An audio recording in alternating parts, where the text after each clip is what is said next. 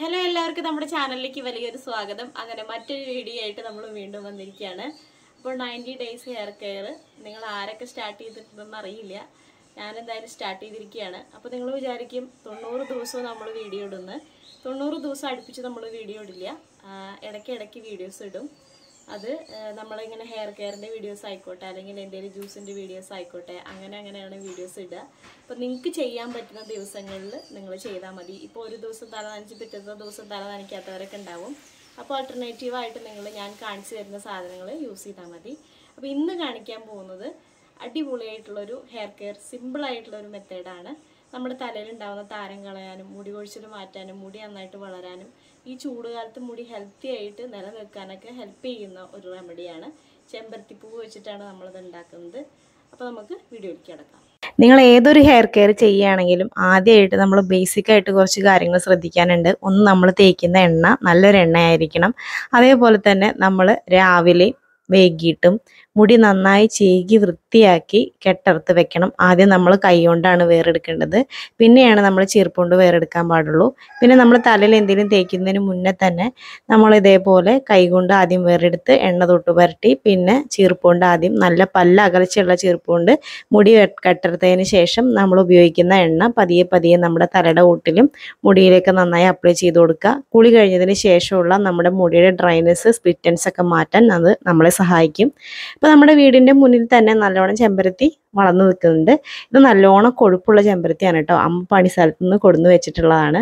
അപ്പോൾ എന്തായാലും അതെനിക്ക് ഉപകാരപ്പെട്ടു. അപ്പോൾ നമ്മളത് ഓരോന്ന് പൊട്ടിച്ചെടുക്കുകയാണ്. നമ്മുടെ പാടത്തിറക്കിലും നല്ലോണം ചെമ്പരത്തി ഉണ്ട് കേട്ടോ. അപ്പോൾ അങ്ങോട്ട് പോകണില്ല, അവിടെ വീട് പണിയൊക്കെ നടന്നുകൊണ്ടിരിക്കുകയാണ് ഒരു കൊമ്പുടെ വീട്ടിൽ. അപ്പോൾ ഞാൻ എന്ത് ചെയ്തു, നമ്മുടെ ഇവിടുത്തെ ചെമ്പരത്തി പൊട്ടിച്ചിട്ട് ഇന്ന് എന്തായാലും തലയിൽ തേക്കാമെന്ന് വിചാരിച്ചു കേട്ടോ. അപ്പം അങ്ങനെ കുറച്ച് ചെമ്പരത്തിയോളം ഞാൻ പൊട്ടിച്ചെടുത്തിട്ടുണ്ട്. അതിൻ്റെ മുകളിൽ ഒരെണ്ണം ഞാൻ ബാക്കി വെച്ചു. മുഴുവനായിട്ട് പൊട്ടിക്കുമ്പോൾ അതിനൊരു വിഷമാവില്ല വിചാരിച്ചിട്ട്. അപ്പോൾ ഇതാ ഞാൻ ആവശ്യത്തിന് എടുത്തിട്ടുണ്ട്, ഒരു 5-6 എണ്ണം എടുത്തിട്ടുണ്ട് കേട്ടോ. എന്നിട്ട് അതൊന്ന് നല്ലൊരു വൃത്തിയുള്ള പാത്രത്തിലോട്ട് ഇട്ട് കൊടുക്കുക. നിങ്ങൾക്ക് എല്ലാവർക്കും അറിയാം, നമ്മുടെ മുടി സംരക്ഷണത്തിനും സ്കിന്നിനായാലും നമ്മുടെ ചെമ്പരത്തി ഒരുപാട് ഗുണം ചെയ്യുന്നൊരു സാധനമാണ് അല്ലേ.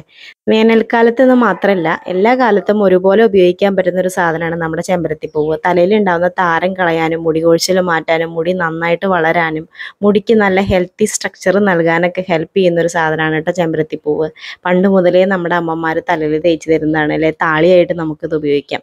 അതിൻ്റെ കൂടെ ഞാൻ 2 കറിയാമ്പൂ ഇടുന്നുണ്ട് കേട്ടോ. അതെന്തിനാന്ന് ഞാൻ വഴിയെ നിങ്ങൾക്ക് പറഞ്ഞുതരാം. പിന്നെ നമ്മൾ ഇടുന്നത് ഒരു 1/2 സ്പൂണ് ഉലുവയാണ് കേട്ടോ ചേർക്കുന്നത്. ഉലുവ നമ്മുടെ താരൻ മാറാനും മുടി കൊഴിച്ചിൽ മാറാനും നമ്മുടെ മുടിയുടെ വേരിനൊക്കെ നന്നായിട്ട് ബലപ്പെടുത്താനും ഹെൽപ്പ് ചെയ്യുന്ന ഒരു സാധനമാണ്. കരയാമ്പൂ ഒരു ആൻറ്റി ഓക്സിഡൻ്റ് ആയിട്ട് നമ്മുടെ തലയിൽ പ്രവർത്തിക്കും.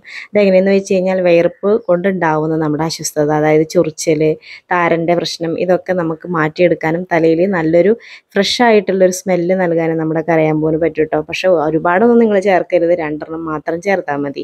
ഇപ്പോൾ ഞാൻ ഒരാൾക്കുള്ളതാണല്ലോ ഉണ്ടാക്കുന്നത്, അപ്പോൾ 2 എണ്ണം ചേർത്ത് കേട്ടോ. അപ്പോൾ നിങ്ങൾക്ക് 2 ആൾക്കുള്ള ചേർക്കണ വെച്ചാൽ ഒരു 2 എണ്ണം കൂടി അധികം ഇട്ടാൽ ചെമ്പരത്തിപ്പൂവിൻ്റെ അളവും ഉലുവയുടെ അളവും കൂട്ടിച്ചേർക്കുക കേട്ടോ. ഇവിടെ നമ്മളൊരു 1.5 ഗ്ലാസ് വെള്ളമാണ് കേട്ടോ എടുത്തിരിക്കുന്നത്. അപ്പോൾ അതിൽ കൂടുതൽ നിങ്ങൾ വേണമെന്ന് വെച്ച് കഴിഞ്ഞാൽ എടുക്കുക, ഒരു കുഴപ്പമില്ല.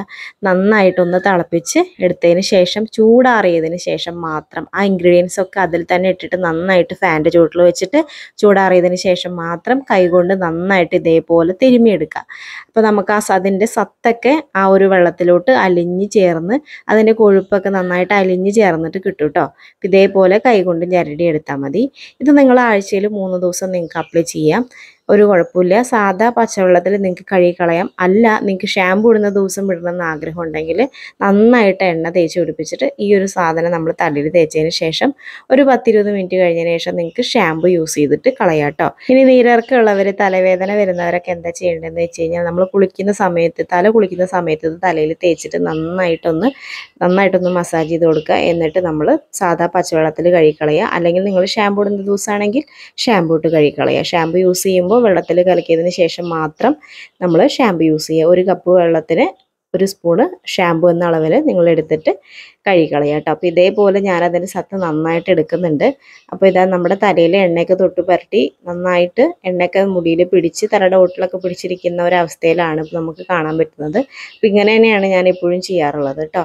അപ്പോൾ ഹെയർ കെയർ എന്ന് പറയുന്നത് ഒരു ഡെഡിക്കേഷനാണ്. നമുക്ക് ചെയ്യാൻ പറ്റുന്ന കാര്യങ്ങൾ ചെയ്യുക.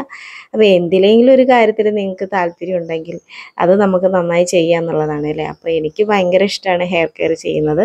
അപ്പോൾ അതുകൊണ്ട് ഞാനിത് നല്ല രീതിയിൽ ചെയ്തു പോകുന്നു. അതുകൊണ്ട് തന്നെ എൻ്റെ മുടിക്ക് യാതൊരു കുഴപ്പമില്ലാണ്ട് ഇങ്ങനെ ഹെൽത്തി ആയിട്ട് വളർന്നു പോകുന്നു. നമുക്ക് മുടിക്ക് പ്രശ്നങ്ങളൊക്കെ ഉണ്ടാവും, അത് നമ്മൾ പതിയെ മാറ്റിയെടുക്കുമ്പോഴാണ് നമ്മുടെ മുടി ഹെൽത്തി ആയിട്ട് വരുന്നത് കേട്ടോ. അപ്പോൾ ഇതിൻ്റെ കൂടെ തന്നെ നമ്മൾ ഫുഡും ശ്രദ്ധിക്കണം. ഫുഡിൻ്റെ ഓരോ കാര്യങ്ങളും നമ്മൾ വീഡിയോസിൽ പറയുന്നതായിരിക്കും.